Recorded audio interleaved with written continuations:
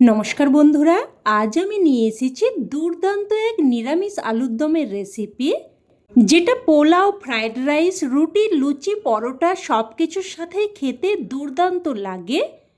আর বানানোর পদ্ধতি কিন্তু একদমই নতুন, তবে সহজ ও সাধারণ। বাড়িতে থাকা সাধারণ, যাকে বলে একদম পাতি ঘরোয়া কিছু মশলা দিয়ে এই আলুর দমের রেসিপিটা আপনারা অনায়াসেই তৈরি করে ফেলতে পারবেন। চলুন তাহলে দেরি না করে শুরু করা যাক। তো প্রথমে আমি এখানে 6টা মতো মিডিয়াম সাইজের আলু নিয়েছি। এবার আলুগুলোকে দুটুকরো করে মোটামুটি এই রকম সাইজ মতো করে কেটে নিয়েছি, খোসা ছাড়িয়ে, আর ভালোভাবে কিন্তু ধুয়েও নিয়েছি। এবার গ্যাস অন করে কড়াই বসিয়ে দিয়ে দিলাম বেশ কিছুটা সর্ষের তেল। তেলটাকে খুব ভালোভাবে গরম করে নিয়ে এবার এর মধ্যে কেটে ধুয়ে রাখা আলুগুলো একে একে দিয়ে দিচ্ছে। সমস্ত আলুগুলো দিয়ে একটু নাড়াচাড়া করে নেব। একটু নাড়াচাড়া করে নিয়ে এবার মিডিয়াম ফ্লেমে আলুগুলোকে কিন্তু আমি খুব সুন্দরভাবে ভেজে নেব। তো আলুগুলো ভাজা হতে হতে এবার এইদিকে আমি একটা মশলা তৈরি করে নিচ্ছি। তো একটা পাত্রের মধ্যে নিয়ে নিলাম এখানে 2 চামচ টক দই, আর নিয়ে নিলাম হাফ চামচ ধনের গুঁড়ো।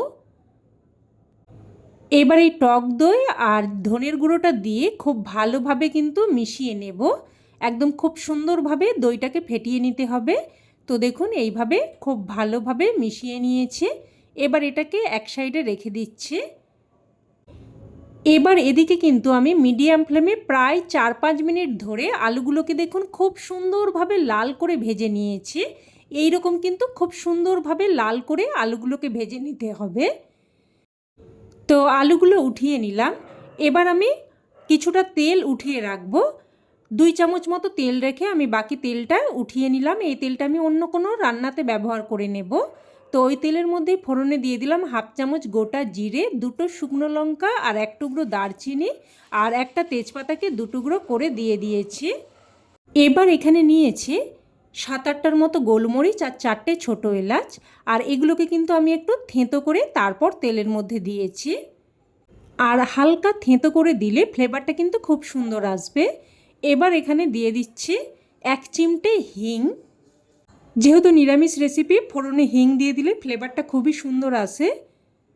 তো হিংটা দিয়ে একটু নাড়াচাড়া করে নিয়ে এবার এখানে আমি দিয়ে দিলাম একটা মিডিয়াম সাইজের কুচানো টমেটো।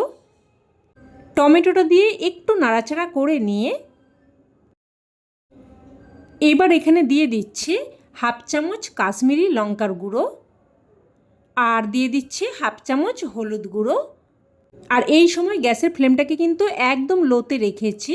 তো লো ফ্লেমে একটুক্ষণ নাড়াচাড়া করে নিলাম। মশলাগুলো একটু নাড়াচাড়া করে নিয়ে এবার এখানে দিয়ে দিচ্ছি আদা বাটা। এখানে প্রায় আমি 1 ইঞ্চি মতো আদাকে বেটে দিয়েছি। আর দিয়ে দিচ্ছি কাঁচা লঙ্কা বাটা। এখানে 4টে মতো কাঁচা লঙ্কাকে বেটে দিয়েছি। তবে ঝালটা কিন্তু অবশ্যই আপনারা আপনাদের স্বাদ অনুযায়ী দিয়ে দেবেন। তো আদা আর কাঁচা লঙ্কা বাটাটা দিয়ে প্রায় মিনিট 2 মতো নাড়াচাড়া করে মশলাটাকে কষিয়ে নিলাম। তো কষিয়ে নিয়ে এবার এখানে দিয়ে দিচ্ছি যে আমি দই আর ধনের গুঁড়োর মিশ্রণটা বানিয়ে রেখেছিলাম, ওটা দিয়ে দিলাম। আর আবারও এই সময় গ্যাসের ফ্লেমটাকে কিন্তু আমি একদম লোতে রেখেছি।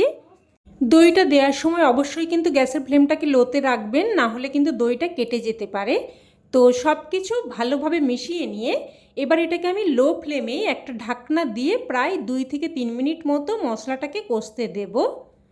আর এই সময় আমি এই রান্নার স্পেশাল মশলা কিন্তু তৈরি করে নেব। তো দেখুন অন্যদিকের গ্যাস ওভেনে একটা তড়কা প্যান বসিয়ে দিয়ে দিলাম হাফ চামচ গোটা জিরে আর হাফ চামচ গোটা মৌরি। এবার লো টু মিডিয়াম ফ্লেমে এগুলোকে নাড়াচাড়া করে হালকা ভেজে নেব।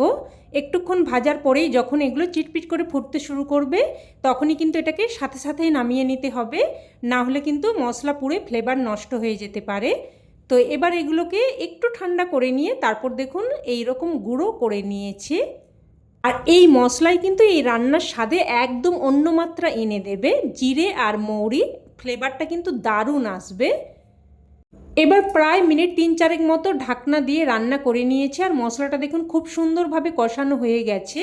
আপনারা হয়তো নিরামিষ আলুর দম অনেকবারই বানিয়েছেন, তো এইভাবে যদি কোনোদিন বানিয়ে না থাকেন অবশ্যই কিন্তু একবার হলেও বানিয়ে দেখবেন। খেতে অসম্ভব টেস্টি হয়। তো এবার এখানে আমি ভেজে রাখা আলুগুলো দিয়ে দিলাম, আর সাথে কিন্তু ভাজা গুঁড়ো মশলাটাও দিয়ে দিলাম, আর সাথে দিয়ে দিলাম স্বাদ অনুযায়ী লবণ আর অল্প একটু জল। আর তরকারির সমস্ত লবণটা কিন্তু আমি এই পর্যায়েই দিয়ে দিলাম। তো সব কিছু ভালোভাবে মিশিয়ে নিয়ে এবার লো টু মিডিয়াম ফ্লেমে আবারও একটা ঢাকনা দিয়ে আমি প্রায় 2 থেকে 3 মিনিট মতো কষিয়ে নেব। তো প্রায় 2-3 মিনিট মতো ঢাকনা দিয়ে দেখুন মশলাটাকে আলুর সাথে খুব সুন্দরভাবে কষিয়ে নিয়েছে। আর এইভাবে একটু বারবার কষিয়ে নিয়ে যদি রান্নাটা করা হয়, যে কোনো সাধারণ রান্নার স্বাদও কিন্তু একদম অসাধারণ হয়ে যায়, আর তরকারির কালারটাও অসম্ভব সুন্দর আসে। তো এবার এখানে আমি দিয়ে দিলাম 1 বাটি মতো গরম জল, কারণ আলুগুলো এখনও কিন্তু সেদ্ধ হওয়া বাকি আছে। তো সব কিছু ভালোভাবে মিশিয়ে নেব। ভালোভাবে মিশিয়ে নিয়ে এবার মিডিয়াম ফ্লেমে একটা ঢাকনা দিয়ে প্রায় কিন্তু 7-8 মিনিট মতো রান্না করে নেব, যাতে আলু পুরোপুরি সেদ্ধ হয়ে যায়। তো ঢাকনা দিয়ে প্রায় 7-8 মিনিট মতো রান্না করে নিয়েছি, আর দেখে নেব এবার আলু সেদ্ধ হয়েছে কিনা।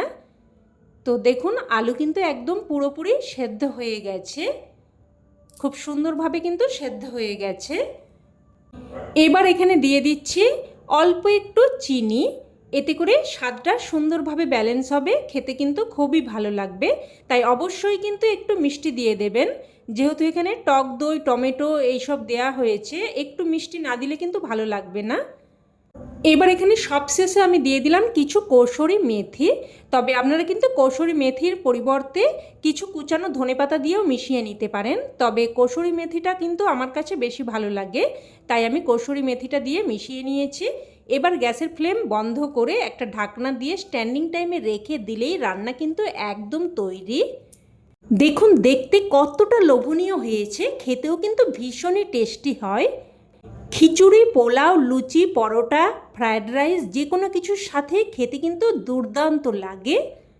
অবশ্যই এইভাবে একবার বানিয়ে দেখবেন, না হলে কিন্তু এর স্বাদ আপনারা উপলব্ধি করতে পারবেন না। তো রেসিপি কেমন লাগলো অবশ্যই কিন্তু কমেন্টে জানাবেন, আর ভালো লেগে থাকলে প্লিজ একটা লাইক দিয়ে দেবেন, আর চাইলে অন্যান্য বন্ধুবান্ধবদের সাথে শেয়ারও করতে পারেন।